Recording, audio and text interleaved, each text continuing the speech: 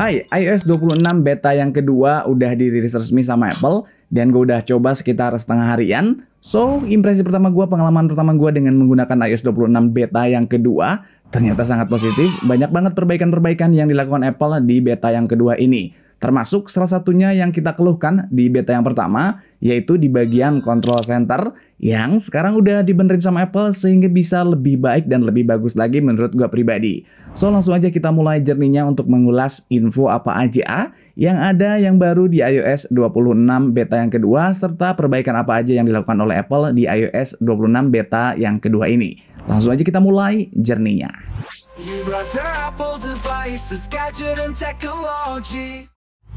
Oke, untuk beberapa perubahan yang ada di iOS 26 beta kedua, yang pertama adalah di bagian control center.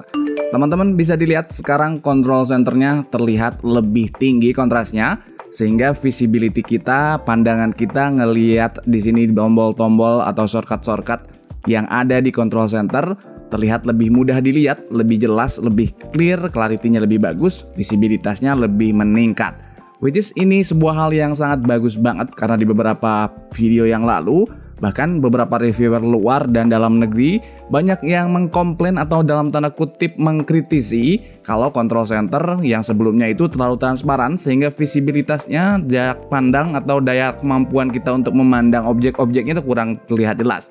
Tapi kalau sekarang bagian background belakangnya terlihat lebih ngeblur dibanding yang lalu. Teman-teman juga bisa dilihat di sini kalau yang lalu kayak gini tampilannya. Kalau yang sekarang lebih ngeblur dan agak sedikit lebih gelap sehingga objek-objek yang ada di control center ini bisa kita lihat dengan jauh lebih baik pandangan kita untuk melihatnya. Mantep banget. Ini merupakan sebuah improvement yang harus gua akuin ngebuat control center yang gua nilai di video sebelumnya jelek semakin bagus dan menurut gua sekarang lebih cakep lagi. Mantap sih, gua suka ini. Lalu yang kedua adalah di bagian di sini.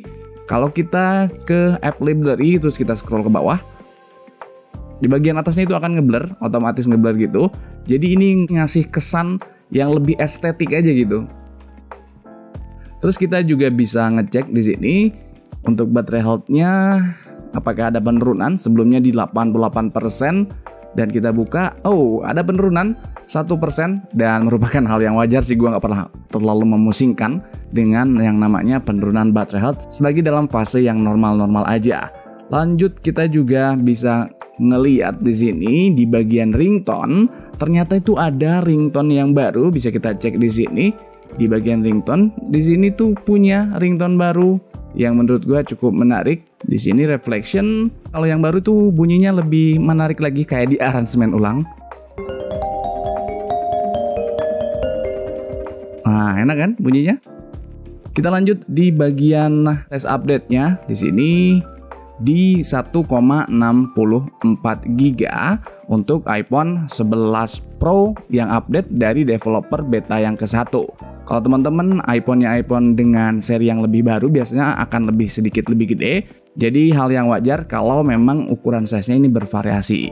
Oke, kita balik lagi ke menu setting. Kita akan cek juga untuk di sini build number-nya bisa kita lihat ada di 23A5276F.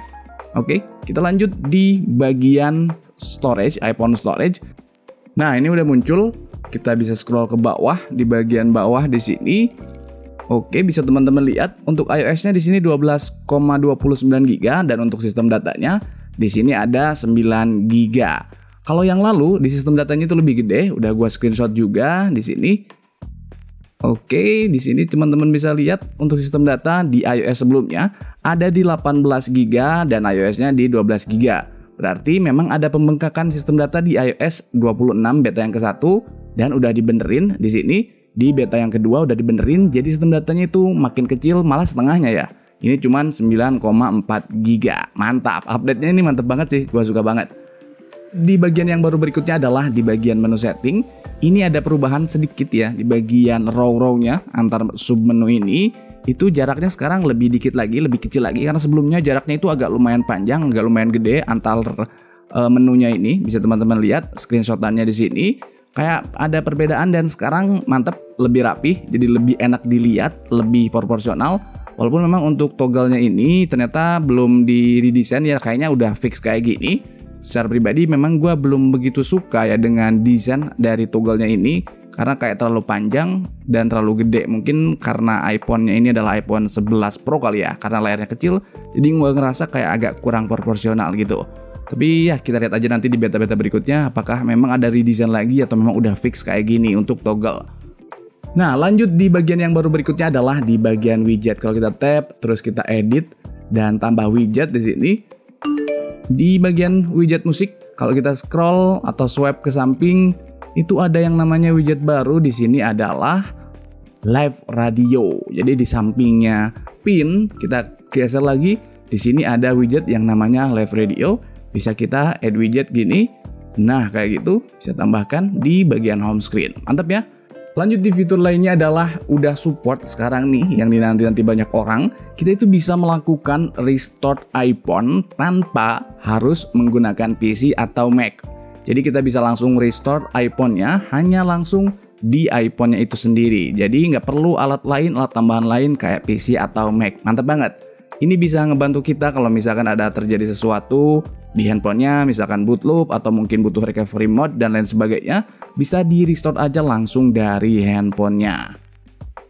Lalu ada lagi upgrade yang cukup minor di bagian dial pad di sini. Kalau kita ngeklik bagian search ini, icon search kita klik. Nah, otomatis si keyboardnya itu langsung muncul ke atas. Karena kalau di iOS 26 developer yang pertama, itu ketika kita klik search, si keyboardnya itu nggak langsung muncul, harus kita klik dulu di bagian kolom search-nya, baru nanti si keyboardnya itu naik ke atas kayak gitu. Kalau sekarang udah lebih praktis, tinggal kita klik search, langsung muncul keyboard, langsung bisa kita cari apa yang pengen kita search di sini. Lanjut di bagian performance, kita lihat dulu untuk hasil di atas kertas performance-nya. Di sini gue udah lakukan uji coba Geekbench. Untuk CPU-nya bisa dilihat skornya itu ada di single core-nya 1301 dan multi-core-nya 3299. Nggak terpaut jauh dari versi sebelumnya yang ada di single core-nya 1333 dan multi-core-nya 3441. Cuman beda-beda tipis aja. Jadi intinya sih mirip-mirip doang ya. Terus untuk GPU-nya juga sama, bisa teman-teman lihat di sini. Untuk developer beta yang kedua ini dapat skor 7871, sementara untuk developer yang pertama di 7680. Relatif mirip-mirip lah, beda-beda tipis, nggak terlalu jauh bedanya secara di atas kertas. Untuk daya tahan baterai, relatifly gue tidak menemukan isu baterai panas atau gampang overheat selama beberapa jam gue pakai ini. Kurang lebih setengah harian lah ya ini handphone gue pakai. Dan overall ini cukup nyaman. Menurut gue ini lebih baik, improvement yang harus kita apresiasi. Karena memang perubahan-perubahannya ngebuat handphonenya itu lebih nyaman. Padahal ini adalah iPhone 11 Pro yang notabene adalah iPhone yang paling akhir, yang paling tua yang dapat update iOS 26. Terus ada isu apa lagi nih bang? Lalu untuk isu itu yang gue temuin, yang pertama kalau kita masuk ke library kayak gini ya, library suka nge-lag. Jadi kalau kita swipe ke bawah kadang-kadang nge-lag dan nggak bisa digerakin, nggak bisa di swipe atau di scroll kayak gini. Jadi bener-bener diem. Cuman handphonenya tetap bisa kita operasiin. Kalau kita masuk ke recent app kayak gini tetap bisa. Cuman ketika masuk app library ini aja, ketika kita scroll itu kadang-kadang nge-lag dan diem aja. Ini kebetulan lancar nih. Nah tuh nggak bisa tuh. Oke. Nah ini nih. Ini nih nggak bisa nih. Tuh. Nah baru bisa. Kadang-kadang kayak gitu. Jadi suka nge-lag di bagian app library. Yang kedua, screenshot kalau menggunakan assistive touch yang ini, yang bulat-bulat ini, kalau melakukan screenshot di fitur assistive touch ini ternyata nggak bisa. Kita coba ya, kita coba screenshot. Oke, nggak jalan. Tapi kalau menggunakan tombol manual kayak gini, ini tetap bisa ya. Nah, tetap bisa, normal kayak biasa. Kita simpen, kita akan cek ya, apakah kesimpen atau hilang gambarnya. Kita cek di sini screenshotannya. Oh, ternyata ada ya, aman di sini. Oke. Lanjut di berikutnya adalah di bagian Safari. Di sini ada tab yang jelas dengan konsep liquid glass, tapi menurut gua di bagian tab bawah ini desainnya itu agak masih kurang sempurna, harus disempurnain lagi karena bagian teks private-nya ini kayak kepotong gitu, mungkin harus agak sedikit digeser atau sedikit dikecilin. Ini juga masih agak sedikit patah-patah kalau digeser ke samping, kurang begitu smooth di bagian liquid glass ini. Kalau kita geser-geser ke samping itu agak kurang smooth ya. Kalau gua rasa di iPhone 11 Pro gua. Nah, gimana? Menurut kalian dengan update yang kali ini udah ada di iOS 26 beta yang kedua. By the way, ini adalah versi beta. Jadi kalau kalian sekarang ada di iOS 18.5, iOS yang resmi, terus kalian nyariin, "Bang, kenapa kok gua belum dapat update?" Ya, memang karena ini masih versi beta.